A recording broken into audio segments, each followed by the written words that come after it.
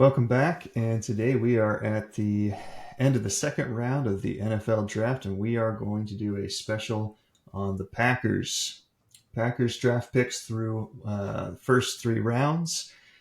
Jack, I know you are a Green Bay Packers fan, born and raised. I'm a transplant. I have to say, I've taken a liking to them myself, so it was an exciting couple of days. So why don't you just start with, big picture, not analyzing every pick, but how do you feel after the first 2 days? Yeah, I think it was chalk for the Packers. You see the word thrown around. It was a Packers E draft, and I don't know a better way to describe it.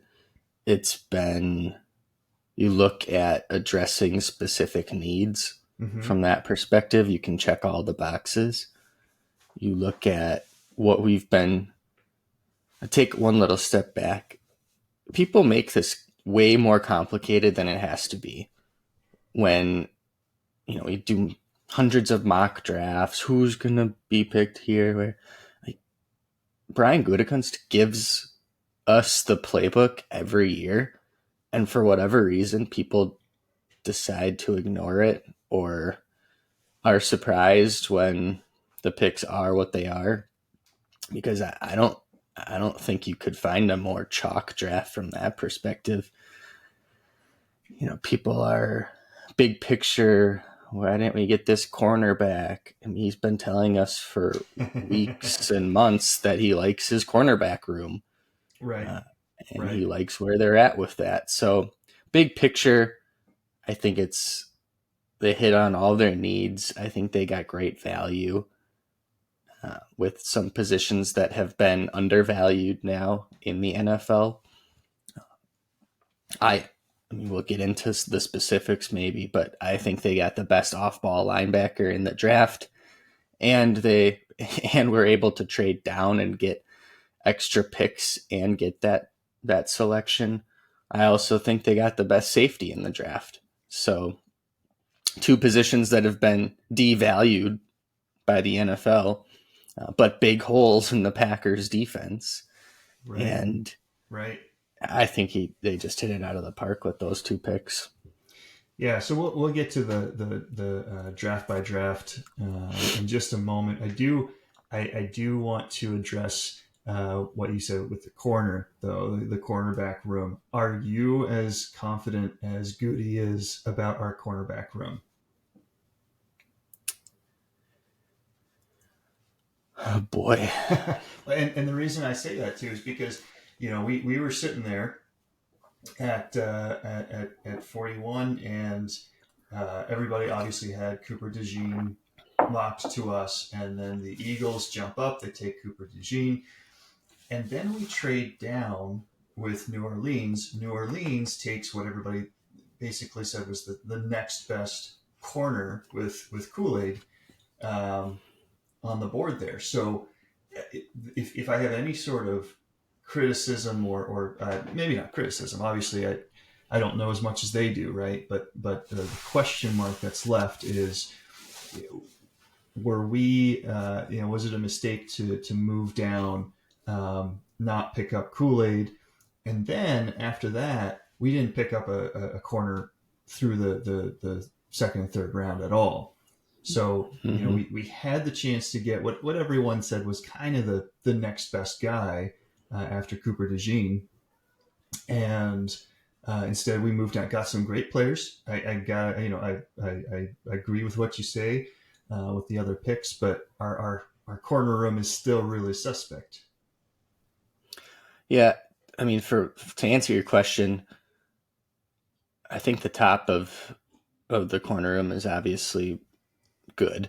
You got Right. Jair Alexander on one side. To me, it all comes down to the health of Eric Stokes. I mean, he was on his way to being, I would say, one of the better corners, Sure. top half at least in the league. And but what he was good at was the explosiveness. He could catch up. We were trying to, not we, I say as if I'm coaching him, but refine those ball skills, if you will.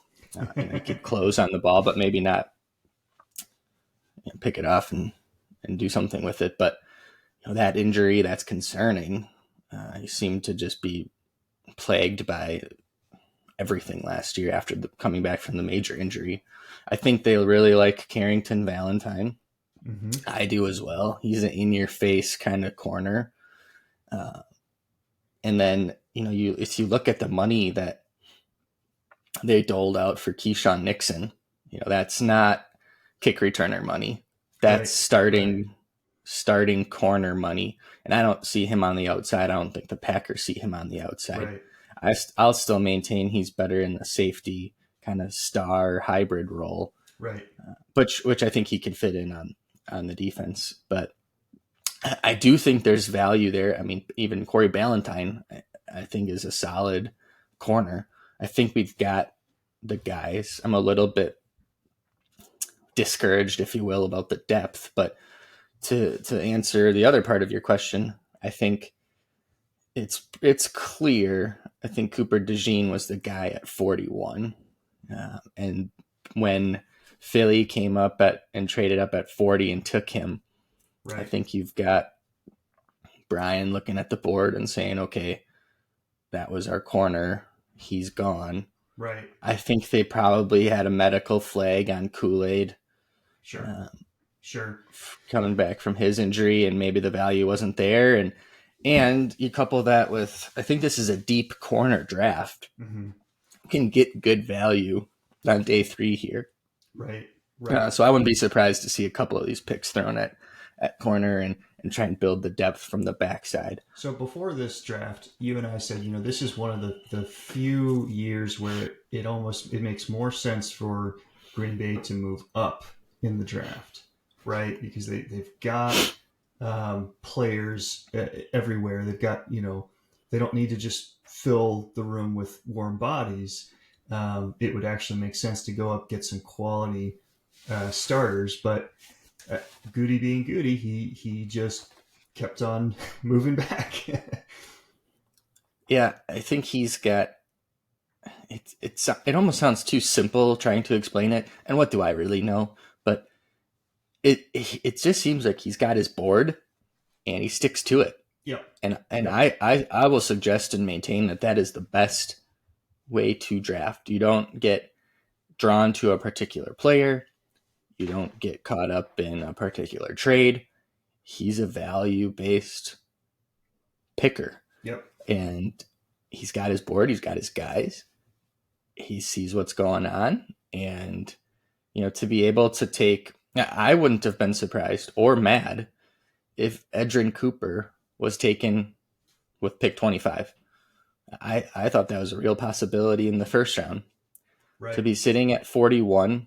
to trade back, stockpile more picks. And he said, people are so surprised. You and I talked about, this is the year to trade up, maybe, right, with all these picks and not a specific need. But you listen to Goody talk a week ago. He says, I have 11 picks, but I wouldn't mind having 13 or 14 picks. Yep.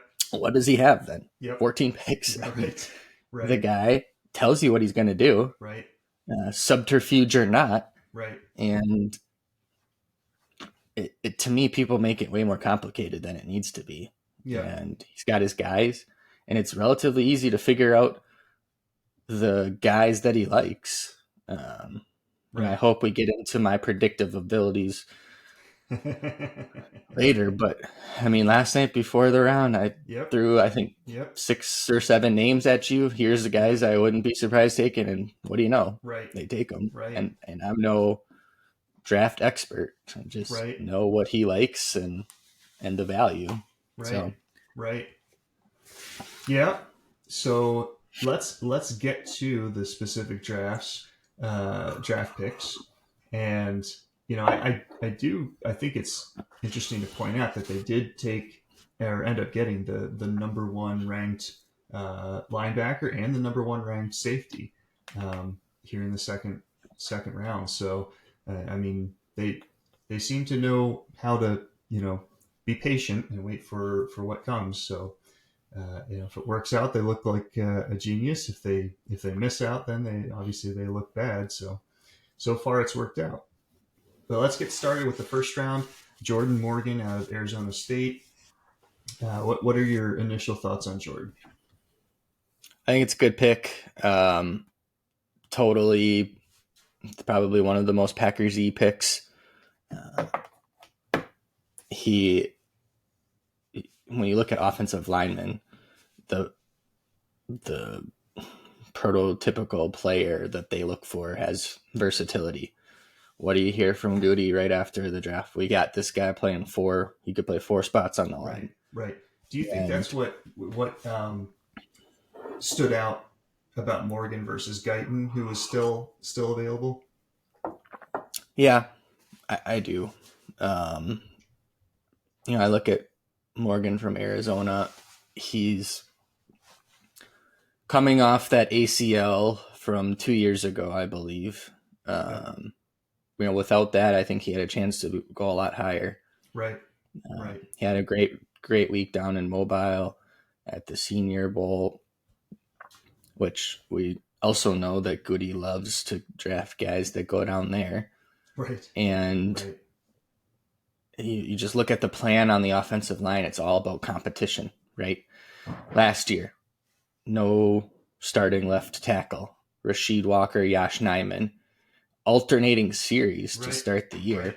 And we ultimately land on Rasheed Walker. And you hear from Stenovich, the offensive coordinator and former offensive line coach, and he says, well, Yash didn't rise to the occasion.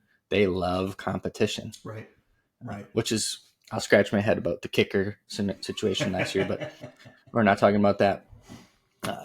They love competition on the line. I think they see Zach Tom, who I think is a solid right tackle, Pro Bowl right tackle. I think they see him as a Hall of Fame center, potentially. Right. And so to be able to mix and match and plug and play on that offensive line is what Goody likes. You got a chance. You got a guy, anyone that can play left tackle or right guard. Right. How could you not be all about that? Yeah. So I think it's a fantastic pick, great value. Maybe not who people were mocking, but you read the reports coming out of the draft, certainly someone that other teams were interested in drafting in the first round. I hear people saying, oh, that was overdraft. They could have got him in the second round. I don't think so. I think Washington was coming back up for a tackle. Yep. And Dallas even said they had him on their board. Yep. And Baltimore, by all accounts, was enamored with him at 30. So to me, it was a great pick. I'm looking forward to it. I think he's going to fit in on that offensive line, and those guys are going to compete, and we're going to get the best five. Yep. Yeah, and I agree. I don't think it was overreach. He's a good player. He's a good player, and I think that versatility is going to be key to his success. Figuring out where in that line he fits. Maybe it's because of injury, right? I mean, we all know how easy it is for someone to go down. Starting last year with Bakhtiari, and then he was out, and then questionable, and then in, and no one really knows. Having people who can just plug in those holes, that's worth a lot in this league. So, I just to piggyback just briefly off of that one more. It's not a sexy pick by any means, right? But I'm fully in the Jim Harbaugh boat with offensive linemen are weapons. Yeah, and you cannot have too many of them. Right. I would be fully supportive of a draft of entirely offensive linemen and defensive linemen. You will never hear me complain about that. Yep.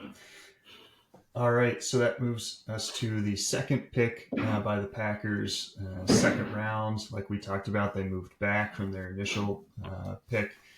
And we have Edgerrin Cooper, linebacker out of Texas A&M. What's your initial thought? I know you were really high on him. You would have taken him in the first round, possibly. I think typically that's too high for a linebacker. But you still liked him. Yeah, and I think that's why he ultimately didn't go in the first round. Just we've devalued that position so much, but great athlete. I think he's everything that we thought we were getting in Quay Walker when we drafted Quay Walker. Yep. Just fantastic fantastic athlete, sideline to sideline. I mean, everything you want to hear. Cover backs out of the backfield, stuff the run. So He really historically, shined. last couple of years, Packers have really struggled to stop the run. Is this the guy now that can, plug that hole? I wouldn't say he's the guy, but he's one of the guys. And I'm really excited to see him and Quay Walker together in this Jeff Hafley defense. Do you think the 4-3 is going to be better for Quay Walker as well?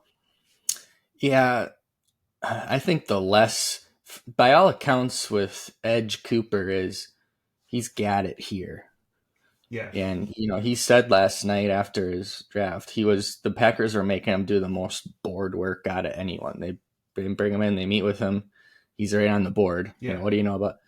And to me, he's going to be a candidate to have that green sticker on his helmet. Right. With the headpiece, and Quay Walker then can be more of a see ball, get ball, right, less responsibilities maybe in the run game, and so I'm really interested in the interplay between the two. I think they're very similar, but right. So moving on down with the next pick in the second round. They go back to a familiar school, right? Goody likes his Georgia Bulldogs. What do you think of our safety pick, Javon Bullard? And I think it was Quay Walker. You talk about familiar schools, that he may have tweeted something last night about, when are they going to build the hedges at Lambeau Field? Right. His Georgia Stadium, got all the green hedge. Yep. But yeah, I mean, Georgia, that logo seems to translate right straight from down there to up here. I think it's another fantastic pick. To me, he was safety number one. I think maybe the consensus was him or Tyler Nubin from Minnesota. I didn't really like the athletic profile from Nubin as much, but fantastic pick, described as a heat-seeking missile. Mm-hmm. I mean, what about that? Don't you love? You put him next to Xavier McKinney, and you've solidified that back of your defense. I can't think of a better pick in that spot. Right. So that solidifies a couple of the needs that most people had for, between that linebacker, that safety, and that O-line. A lot of people said that's kind of what Green Bay needed. So then we've got their next pick, and I think I said a couple of weeks ago that I what round are they going to take that running back in? Because we all knew Goody was going to take a running back higher than a lot of teams are going to take a running back. Yeah, I think when we talked about it, my response to you was one of those top 90 picks is going to go to running back. Right. And do you think that's too high? No. And I just don't buy into the too high, too low narrative. You like your guy, get him. Right. Yeah. So do you think they liked Blake Corum, but he just wasn't there and they weren't willing to jump up to get him? Possibly. But you look at Lloyd, they're similar in a sense, it's that piece that I've suggested we've been missing on offense is that, scat back, speed, catch the ball out of the backfield. I would be frankly, I see a little bit of Aaron Jones in Lloyd's game, which, if you're replacing that, great. Right. I don't think he was, my wife and I were watching the draft, obviously from Wisconsin, looking at Braylon Allen potentially in that spot, Isaac Guerendo, former Badger. I think Guerendo is a better scheme fit. But, she's like, why aren't they taking Braylon Allen? To me, Braylon Allen would have been a good complementary piece to Aaron Jones. Right. I Right. think Josh Jacobs, Right. maybe not so much, but Marshawn Lloyd, yes. Yeah. So you think this pick is going to be a day one starter? I mean, is he going to be the relief back, the change of pace back for Jacobs? I do. I do. I think AJ Dillon is going to have to play some special teams. Yeah. Yeah. Well, speaking of special teams, our last pick here, linebacker Tyron Hopper. This was the only one that made me scratch my head a little because there's still that, in our eyes at least, that need at corner, um, Mm-hmm. or a couple of other, shore up the offensive line some more, or get a defensive lineman, something like that. They go back to the linebacker position. They take Tyron Hopper, who, you know, it he, he doesn't seem like a day one starter, at least as a linebacker. Obviously special teams he can shore up and things like that. So this was the first one that I looked at, as, do they know something that I don't know? Which of course they do. But what do you make of this pick? Yeah, the one that I probably struggle with the most, and when struggle is not the right word, I just admittedly don't know much about Hopper. He wasn't really on my radar at this point in the draft, but I think it makes sense from what we've heard from Goody in, you know, talking about his linebacker room, that they're really thin there. And, you know, probably more of a special teamer. I think it speaks more to what Goody thinks of our linebacker room as compared to the corner room. Sure. And it is really bare. I mean, who linebacker, what, Quay Walker, Isaiah McDuffie, that's about it. Um, Now you've kind of rebuilt that room, and to me, you see the board as it's coming together, and a conversation that Goody has with Jeff Hafley and says, "Who do you want? Who's going to help us?" And hopefully they got their guy. But we get to this point in the draft. I'm not. What's so surprising and probably why I'm struggling a bit is, you look at these second and third round picks, they usually aren't day one starters. Right. I Right. think the first three picks of the draft, maybe first four, I mean, set aside, running back isn't, playing Right. 100% of the downs, but you've got at least three first day starters, day one, Right. no questions asked. So, we get to that point where they're not, and maybe we have an expectation that, oh, this is still, top 90 pick. This should be a starter. But I don't think that historically is what happens. Yeah, I mean, I think we know that from that point on, when we're getting fourth, fifth, sixth round, someone in that group will probably be a day one starter, um, just because they work their way into that spot through training camp or injury or whatever it is. But it is a lot harder to predict which one, right? I mean, you look at our receiver room, you look at last year and things like that, and so I think we can expect that one or two or three of these guys in the next couple of rounds will end up being day one starters.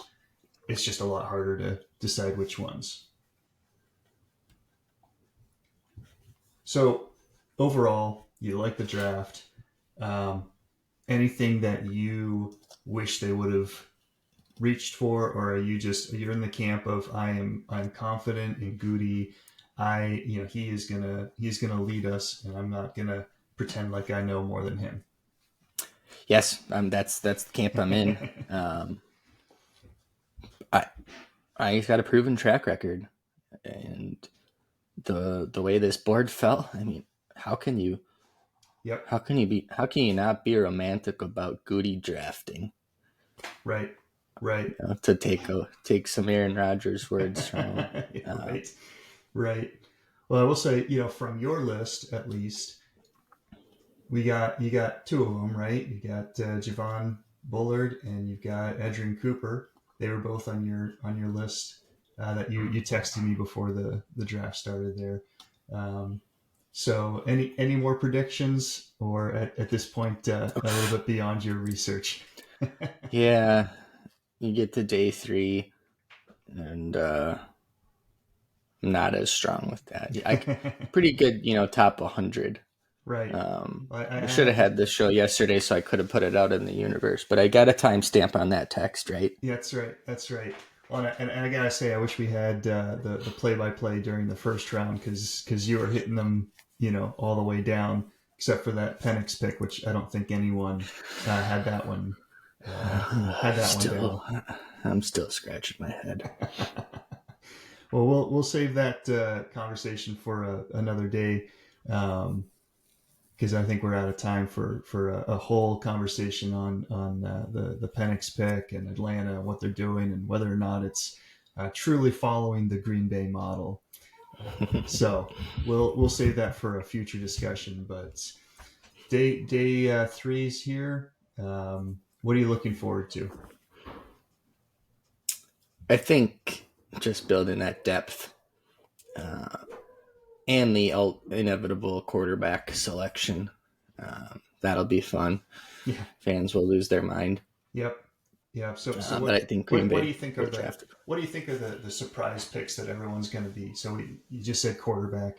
You think it might take a quarterback, kicker? Probably a punter, long snapper. Right. You got the reality is you have 14 picks. Sure. There are not 14 spots on this roster. That's true. And you're going to be cutting draft picks. So go get guys that are going to compete and try and win a spot. Yep. Do you think I look for them to build corner depth? Sure. And then build on that defensive line, edge rushers, those toolsy prospects maybe that coming off an injury, a bad year, underdeveloped, something like that. I mean, those are the guys you're trying to hit on here. Right. I wouldn't be surprised some receivers. Right. To me, I'd like to get a couple more burners. Right. So I don't know how much I trust Christian Watson's hamstrings. Right. So at this point, we're looking for maybe more physical traits than proven production on the field. Freaks. All right, we'll see if we can get a couple of them in the next couple of days. So, all right, well, that does it for this week, and we'll talk more draft in the upcoming episodes as well.